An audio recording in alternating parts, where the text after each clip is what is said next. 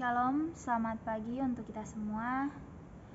Sebelum kita masuk ke dalam khotbah kita pada saat ini, kita akan masuk dalam doa. Mari kita berdoa. Bapa kami yang di sorga, dikuduskanlah namamu, datanglah kerajaanmu, jadilah kehendak-mu di bumi seperti di sorga.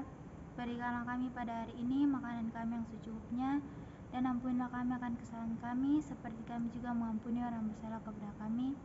Dan janganlah membawa kami ke dalam pencobaan, tetapi lepaskanlah kami daripada yang jahat, karena Engkau yang punya kerajaan dan kuasa dan kemuliaan sampai selama-lamanya. Amin. Sebelum kita masuk ke dalam renungan kita akan mengucapkan pengakuan iman rasuli terlebih dahulu. Pengakuan iman rasuli. Aku percaya kepada Allah, Bapa yang Maha Kuasa, Khalid langit dan bumi, dan kepada Yesus Kristus, Anaknya yang tunggal Tuhan kita, yang dikandung daripada Roh Kudus, lahir dari anak darah Maria, yang menderita di bawah pemerintahan Pontius Pilatus, disalibkan, mati dan dikuburkan, pada hari yang ketiga bangkit pula dari antara orang mati, naik ke surga, duduk di sebelah kanan Allah, Bapa yang Maha Kuasa, dan akan datang dari sana untuk menghakimi orang yang hidup dan yang mati. Aku percaya kepada Roh Kudus, gereja yang kudus dan am, persekutuan orang kudus, pengampunan dosa, kebangkitan daging, dan hidup yang kekal. Amin. Khotbah kita pada saat ini tentang kasih. Bagaimana kasih Tuhan ada di dalam kehidupan kita. Di sini saya akan memberikan sebuah ilustrasi tentang seorang ibu rumah tangga yang sangat mengasihi suaminya. Ada seorang ibu yang mengalami kepahitan di dalam kehidupan pernikahannya. Ia memiliki suami yang begitu sangat kasar. Bahkan suaminya tidak segan-segan untuk memukulinya. Bahkan sampai ke sebuah pengkhianatan. Dan suatu ketika, sang suami mengalami sebuah kecelakaan yang menyebabkan ia harus mengalami kelumpuhan total. Pada saat itu, ibu ini bisa saja meninggalkan suaminya karena sebuah rasa kecewa dan sakit hati yang telah ia alami. Tetapi ibu ini tidak meninggalkan suaminya, bahkan ibu ini merawat suaminya selama 20 tahun.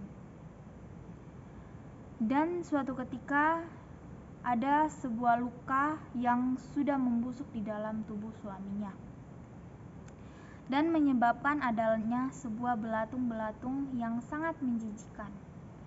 Tetapi ibu ini masih saja membersihkannya, dan ia tidak jijik memegang tubuh suaminya.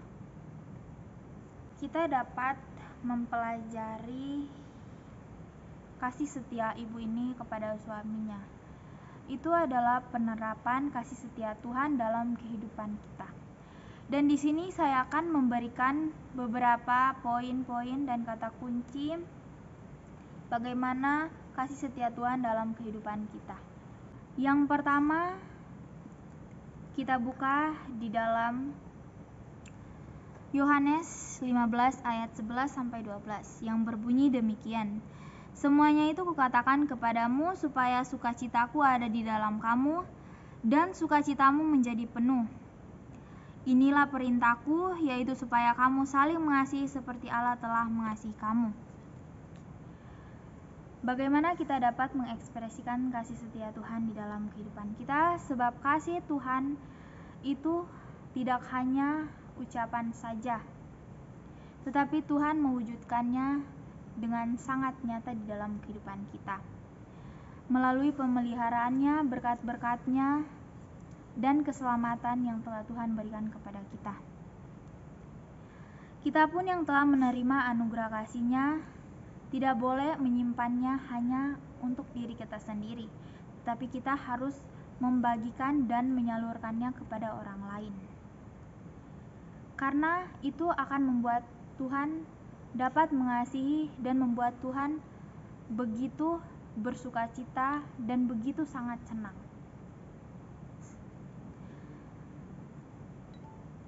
Jika kasih Tuhan yang melimpah dalam kehidupan kita itu dapat kita bagikan, orang lain juga akan merasa senang melihat kita.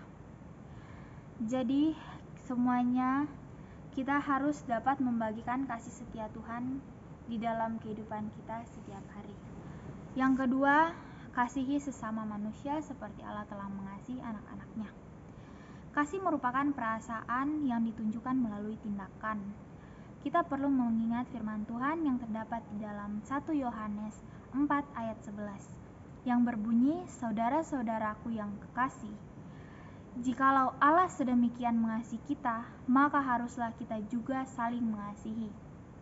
Dengan demikian, kita bisa selalu mengingat bahwa Tuhan selalu mengasihi kita tanpa syarat, tanpa balasan apapun. Maka dari itu, kita perlu memiliki hati seperti Tuhan untuk saling mengasihi sesama kita." Yang ketiga, kita dapat mengingatkan orang lain untuk mengenal Allah yang adil, setia, dan benar.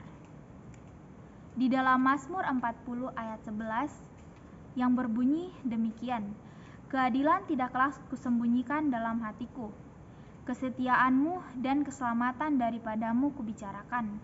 Kasihmu dan kebenaranmu tidak kudiamkan kepada jemaah yang besar." Tuhan tidak menyembunyikan kasih setianya dan keselamatannya dalam hatinya, tetapi Dia menerapkan kasih setianya melalui apa yang telah Ia berikan kepada kita, melalui nafas kehidupan dan semua keselamatan yang Ia telah berikan kepada kita. Dan kita juga harus dapat menerapkan dengan cara kita selalu mengasihi sesama kita, mengingatkan sesama kita di saat sesama kita telah berbuat sesuatu yang tidak benar. Bahkan kita juga dapat mengingatkan sesama kita ketika sesama kita sedang tidak ingin diingatkan. Dia tidak ingin ke gereja, dia tidak mau berdoa, mengucap syukur. Di saat itulah kita dapat mengingatkan sesama kita. Di saat itulah penerapan kasih setia Tuhan diwujudkan dalam kehidupan kita. Dari khotbah kita pada saat ini tentang kasih setia Tuhan adalah kekuatan dan sukacita dalam kita menjalani kehidupan kita. Kasih setia Tuhan adalah pegangan kita untuk tetap berpengharapan kepada Tuhan. Kesetiaan Tuhan tidak perlu untuk kita ragukan lagi, tetapi yang perlu untuk kita pertanyakan adalah kesetiaan kita kepada Tuhan. Karena betapapun kotornya kita, betapapun tidak layaknya kita, Allah tetap mengasihi kita. Allah tahu kita adalah orang-orang yang berdosa, orang-orang yang bebal, orang-orang yang kotor, dan yang jauh dari kata setia. Namun kasih-Nya tidak berubah. Allah tetap mengasihi saya, kamu, dan kita semua. Karena itu, hiduplah di dalam kasih setia Tuhan. Demikianlah khotbah kita pada saat ini. Shalom, selamat pagi.